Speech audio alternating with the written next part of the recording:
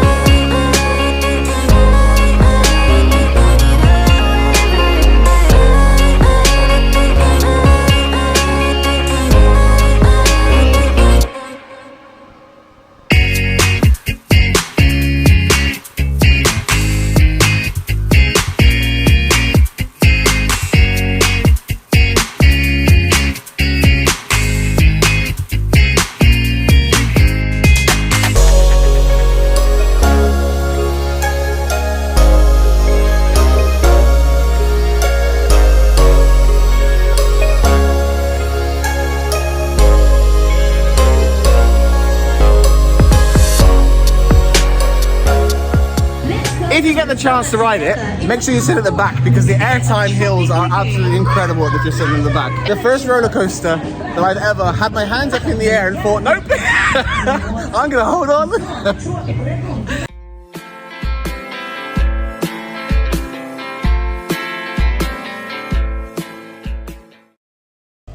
Oh my god, baby, that's so huge.